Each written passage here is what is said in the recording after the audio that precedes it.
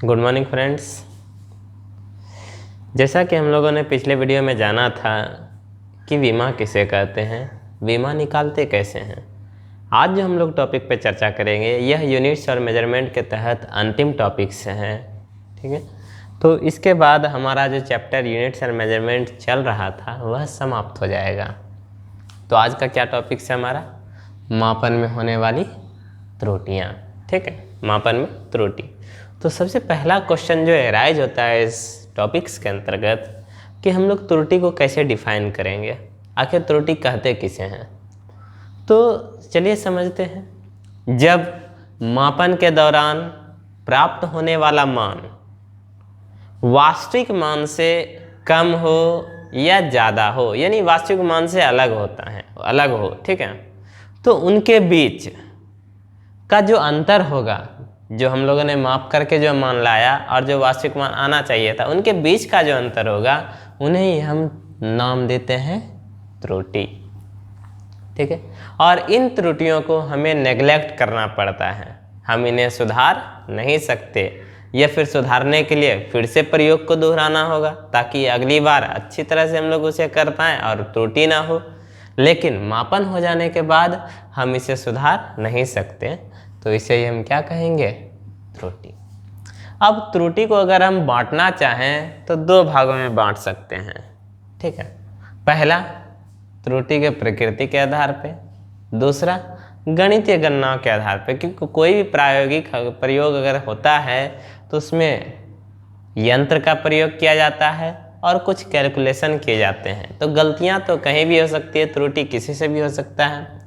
ठीक है, तो इसी आधार पे इसे दो भागों में व्यक्त किया गया है। तो त्रुटि के आधार पे जो व्यक्त किया गया है उनमें तीन सेक्शन है, क्रमबद्ध त्रुटि, यादृच्छिक त्रुटि और न्यूनतम अंक त्रुटि। तो सबसे पहले जो बात करेंगे क्रमबद्ध त्रुटि की, क्रमबद्ध त्रुटि। ठीक है, क्रमबद्ध त्रुटि ऐसी त्रुटि होती है जो किसी एक दिशा में होती है।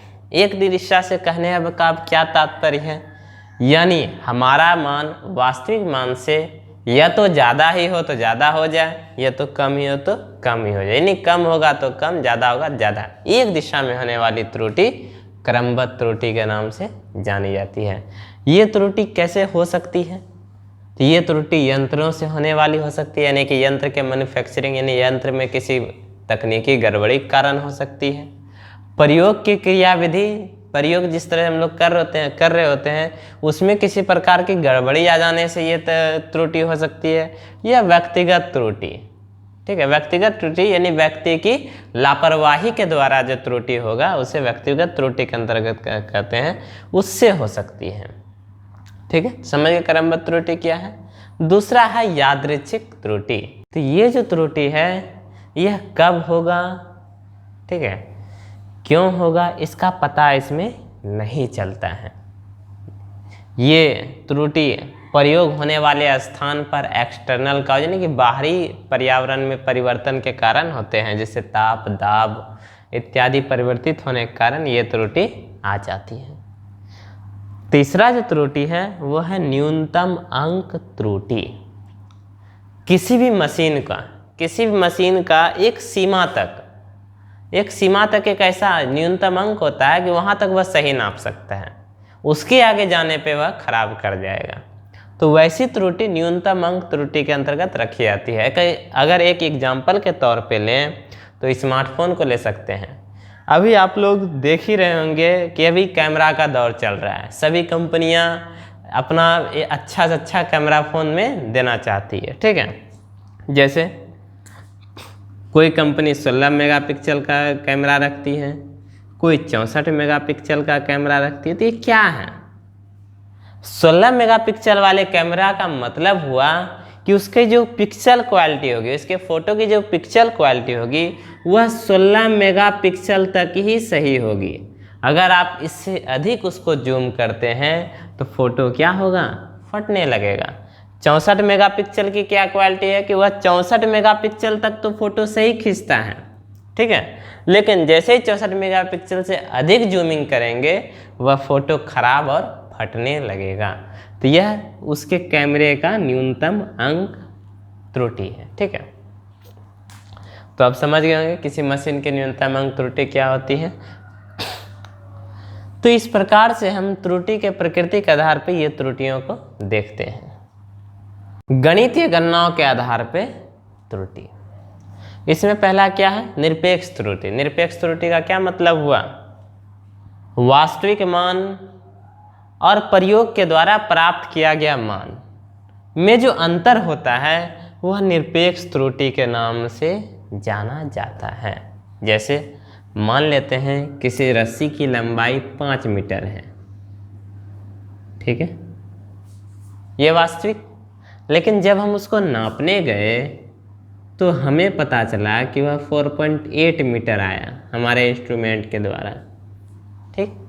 तो अब इन दोनों का जो अंतर होगा 0.2 मीटर, यह किसके नाम से जाना जाएगा, निरपेक्ष त्रुटि के नाम से। एग्जाम्पल के तौर पे केवल एक रस्सी का लिया, प्रयोग में यही होता है, ठीक है। दूसरा है माध्य निरपेक्ष त्रुटि। निरपेक्ष त्रुटियों का जो माध्य निकल के आता है वही माध्य निरपेक्ष त्रुटि के नाम से जाना जाता है। कोई भी प्रयोग की सटीकता 100% नहीं होती, तो फिर भी उसके सटीक मान के काफ़ी नज़दीक जाने के लिए हम एक ही प्रयोग को बार बार दोहरा करके काफ़ी सारे मान निकालते हैं। जैसे अगर हम इस रस्सी का उदाहरण लें, हमें पता है कि ये 5 मीटर का है, ठीक, लेकिन बार बार नापने पे पता चला कि कभी ये 4.8, कभी 4.6, कभी 4.9 आ रहा है, ठीक। तो इसके कितने सारे मान हो गए, 0.2, 0.3, 0.1, ठीक। ये सारे के सारे निरपेक्ष त्रुटि हैं और इनके ही माध्य निरपेक्ष त्रुटि कहलाते हैं। तो माध्य निरपेक्ष त्रुटि के लिए फार्मूला क्या हो जाएगा,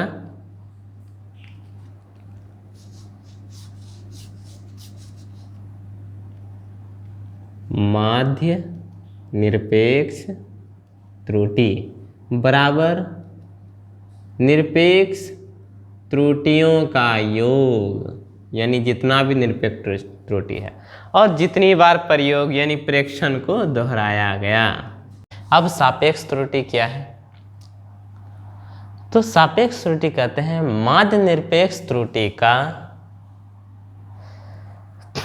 उस राशि के माध्य मान, माध्य निरपेक्ष त्रुटि का उस राशि के माध्य मान के साथ जो अनुपात होता है उसे ही हम लोग कहते हैं सापेक्ष त्रुटि। उसे हम लोग क्या कहेंगे, सापेक्ष त्रुटि, ठीक है। तो इस तरह से हम लोगों ने त्रुटि के बारे में चर्चा किया। इस तरह से हम लोगों ने मापन में त्रुटि के बारे में जाना। आज के लिए इतना ही। अगले वीडियो में हम लोग मिलेंगे अगले चैप्टर के साथ। धन्यवाद।